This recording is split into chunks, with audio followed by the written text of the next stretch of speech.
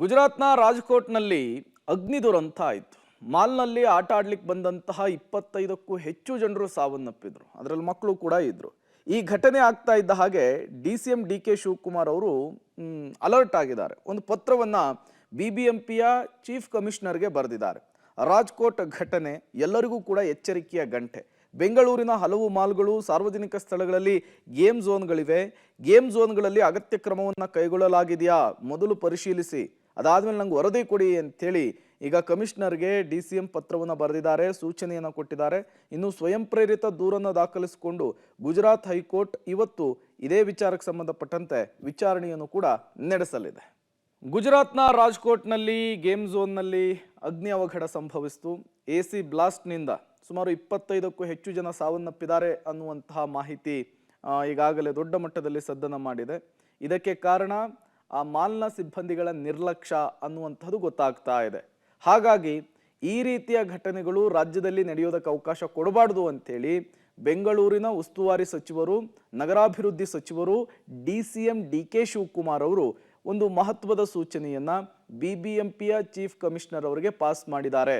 ತತ್ಕ್ಷಣಕ್ಕೆ ಎಲ್ಲ ಮಾಲ್ಗಳಿಗೂ ಕೂಡ ಭೇಟಿ ಕೊಡಿ, ಅಲ್ಲಿ ಯಾವ ರೀತಿಯ ವ್ಯವಸ್ಥೆಯನ್ನು ಮಾಡಿಕೊಂಡಿದ್ದಾರೆ, ಅಗ್ನಿ ದುರಂತ ಆದಂತಹ ಸಂದರ್ಭದಲ್ಲಿ ಅದನ್ನ ನಿಯಂತ್ರಿಸುವಂತಹ ನಿಟ್ಟಿನಲ್ಲಿ ಏನೆಲ್ಲ ಕ್ರಮಗಳನ್ನು ತೆಗೆದುಕೊಂಡಿದ್ದಾರೆ, ಎಲ್ಲದರ ಪಿನ್ ಟು ಪಿನ್ ಮಾಹಿತಿಯನ್ನು ತೆಗೆದುಕೊಂಡು ನನಗೊಂದು ವರದಿಯನ್ನು ಕೊಡಬೇಕು ಅಂಥೇಳಿ ಸೂಚನೆಯನ್ನ ಪಾಸ್ ಮಾಡಿರುವಂಥದ್ದು.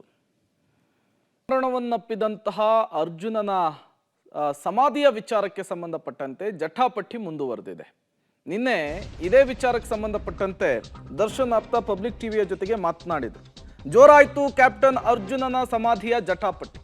ತಾತ್ಕಾಲಿಕ ಸಮಾಧಿ ನಿರ್ಮಾಣದ ಹೆಸರಿನಲ್ಲಿ ಹಣ ವಸೂಲಿಯ ಆರೋಪವನ್ನ ಮಾಡಲಾಗಿದೆ. ನಟ ದರ್ಶನ್ ಅಭಿಮಾನಿ ನವೀನ್ ವಿರುದ್ಧ ಅಕ್ರಮವಾಗಿ ಹಣ ವಸೂಲಿಯ ಆರೋಪ. ಅರ್ಜುನ ಪಡೆ ಎಂಬ ಹೆಸರಿನಲ್ಲಿ ವಾಟ್ಸ್ಆಪ್ ಗ್ರೂಪ್ ಅನ್ನ ಕ್ರಿಯೇಟ್ ಮಾಡಿಕೊಂಡು ಹಣವನ್ನ ಪೀಕ್ತಾ ಇದ್ರು ಅಂತ ಹೇಳಿ ಸಮಾಧಿಯ ಹೆಸರಿನಲ್ಲಿ ಲಕ್ಷಾಂತರ ರೂಪಾಯಿ ಹಣ ದುರುಪಯೋಗವಾಗಿದೆ. ಮಲೆನಾಡು ರಕ್ಷಣಾ ವೇದಿಕೆಯಿಂದ ನವೀನ್ ವಿರುದ್ಧ ಅರಣ್ಯಾಧಿಕಾರಿಗಳಿಗೆ ದೂರು ಕೂಡ ಸಲ್ಲಿಕೆಯಾಗಿದೆ. ಹಾಗಾಗಿಯೇ ಅರಣ್ಯ ಇಲಾಖೆ ಅಧಿಕಾರಿಗಳು ಮಧ್ಯಪ್ರವೇಶವನ್ನ ಮಾಡುತ್ತಾರೆ. ನೀವು ಸಮಾಧಿ ಮಾಡೋದು ಬೇಡ, ನೀವು ತಂದಿರುವಂತಹ ಗ್ರಾನೈಟ್ನ ಹಣ ಎಷ್ಟಿದೆ ಅದನ್ನು ನಾವು ರೀಫಂಡ್ ಮಾಡ್ತೀವಿ ಅನ್ನುವಂತಹ ಮಾತನಾಡ್ತಾರೆ. ಇನ್ನೇ ಇದೇ ವಿಚಾರಕ್ಕೆ ಸಂಬಂಧಪಟ್ಟಂತೆ ದರ್ಶನ್ ಅವರ ಆಪ್ತರೊಬ್ರು ಪಬ್ಲಿಕ್ ಟಿವಿ ಜೊತೆಗೆ ಮಾತನಾಡಿದ್ರು. ಅರಣ್ಯ ಇಲಾಖೆಯ ಅಧಿಕಾರಿಗಳ ನಡೆಯನ್ನ ಖಂಡಿಸುವಂತಹ ಕೆಲಸವನ್ನ ಮಾಡಿದ್ರು. ಈಗ ಈ ಪ್ರಕರಣಕ್ಕೆ ಒಂದು ಮೇಜರ್ ಟ್ವಿಸ್ಟ್ ಸಿಕ್ಕಿರುವಂತಹದ್ದು. ಚಾಲೆಂಜಿಂಗ್ ಸ್ಟಾರ್ ನಟ ದರ್ಶನ್ ಅವರ ಆಪ್ತರೊಬ್ರು, ಅವರ ಅಭಿಮಾನಿಯೊಬ್ರು ಈ ಅರ್ಜುನನ ಸಮಾಧಿಯ ವಿಚಾರದಲ್ಲಿ ಹಣವನ್ನ ಕಲೆಕ್ಟ್ ಮಾಡ್ತಾ ಇರುವಂತಹ ವಿಚಾರ ಕೂಡ ಮುನ್ನೆಲೆಗೆ ಬಂದಿದೆ. ಅರ್ಜುನ ಮೃತಪಟ್ಟಿದ್ದಂಥದ್ದು ಎಲ್ಲ ವಿಚಾರಗಳು ಗೊತ್ತಿದೆ. ನಾನು ಮೊನ್ನೆ ಒಂದು ಕಂಪ್ಲೇಂಟ್ ಸಹ ಮಾಡಿದ್ದೀನಿ.